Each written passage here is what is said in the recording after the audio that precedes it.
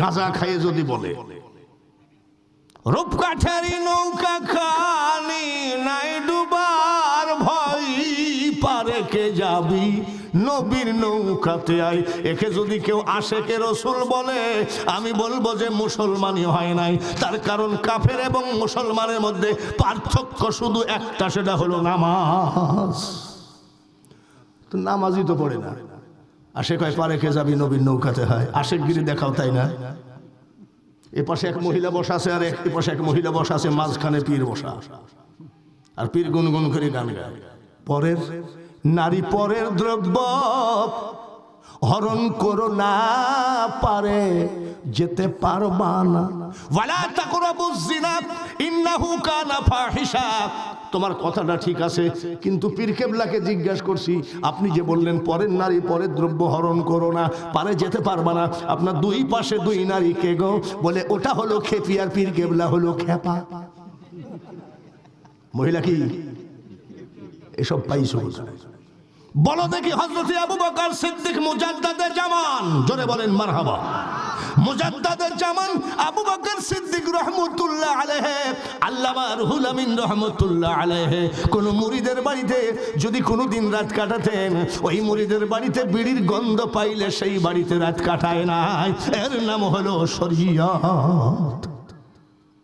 কিছু কিছু লোক আছে তরিকতের লোক, কিসের? নামাজে যাই না, জুম্মার দিনে যায় না। এর মধ্যে আবার অনেকে বলে কবরে যে সওয়াল জবাব হবে এটা মৌলবীদের বানোয়াট কথা, এরকম অনেকে বলে। আপনাদের এখানে বলে কিনা জানি না, তবে আমাদের ওইখানে তো তরিকতের হেড অফিস। কি অফিস? কেন দায়ী দেখবেন যে গাঁজায় মাইরিয়েছে দম। আমি তুই গাঁজা খাস কেন? বলে হুজুর আপনার খোদার কসম লাগে, একটান মারেন, একটান মারেন দেখবেন ডাইরেক্ট লাইন হয়ে যায়। জোরে বলেন নাউজুবিল্লাহ। এত অধপতন নিয়ে মইরো না।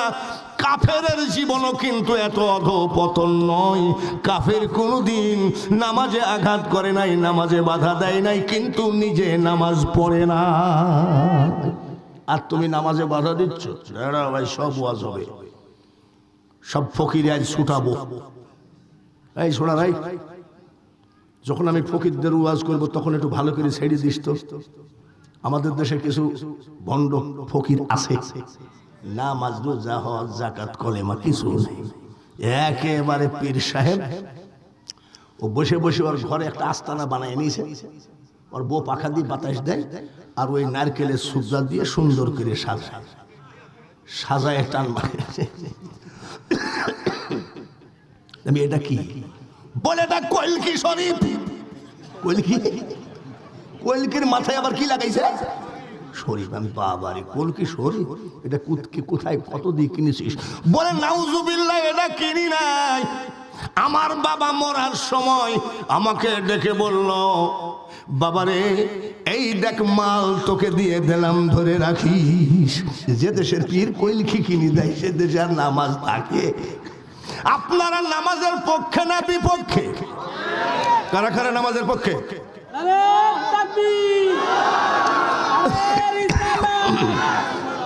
এ ভাই, যারা নামাজের পক্ষে হাত তুললেন তার মধ্যে আবার অর্ধেক উঠানো দেখেছি, আবার একটু উঠানো দেখেছি। তার কারণ আমাদের গ্রামের লোক আমাকে বলছে, মসজিদ বড় কিন্তু মুসল্লি হয় না, তুমি একটু নামাজি বানাও তো। আমি কি কবিরাজ নাকি যে ওষুধ দিলে নামাজ পড়বে? এই কাল ফজর থেকে কে শুরু করবা? সব হাত তুলেছে। ফজরে যাই দেখি আল্লাহর রহমতে একটাও নেই। চার দোকানে বসে আছি, দেখি আমার দুই ভাতিজা 40, 42, 40, 42 বলছে 40, আর ও বলছে। আমি তো মারামারি বাজলো, দাঁড়া কি হয়েছে? বলে চাষা পেশাব ফিরি কয় কদম যাওয়া লাগে? 40। আমি বুখারী শরীফে দেখেছি 42। আমি তুই কদম কয় কদম যাস? আমি এখনো, উনি এখনো কুলুপ ধর এই নাই। এসব সিটারি বাদ দিয়ে আব্বা করোনা ভাইরাস যে আবার কখন এসে এক ঝড়ের মতন মারে, তোর আল্লাহর কিল্লাকে একটু ভালো হয়ে যা, তোর কারণে আমাদেরও ওই রাস্তায় মরণ যেন না হয়। ভালো হতে 1 নম্বর স্লোগান, ভালো হতে পয়সা লাগে না। তাহলে নামাজের পক্ষে আমি বলছি যে কালকে যে ওয়াদা তুললি, ও হাত তুলি ওয়াদা দিলি যে কালকে ফজরের জামাতে যাব, গেলিনি কেন? বলে চাচা আপনার চোখের ডিস্টার্ব। বলে কাল আমি ফুল হাত তুলি নাই, আপনি দেখতে পান নাই, তখন চশমা ছিল না, আপনি অর্ধেক তুলেছিলাম। আচ্ছা, এদেরকে হেদায়েত করবে কিনা? মন যদি দিতে হয় নবীকে দিও, ঠিক কিনা?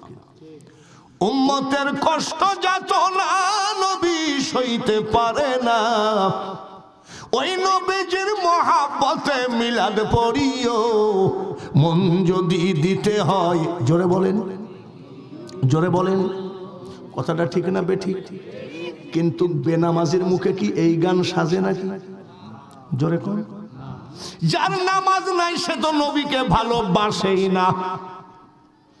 আমি গাঁজা খাই, গাঁজা খাইয়ে যদি বলি নবী না মানে যারা মহায়েত কাফের তারা এ দুনিয়ায়, এটা কি আশেকে রসুল হতে পারে নাকি? হযরত বেলাল রাদিয়াল্লাহু তাআলা আনহুকে নবীজি ডাক দিয়ে কয়, আমি যখন রফরফে আরশে মুআল্লায় গেলাম, আমি যেন তোমার একটু হাঁটতেছো এরকম একটা আওয়াজ পেলাম।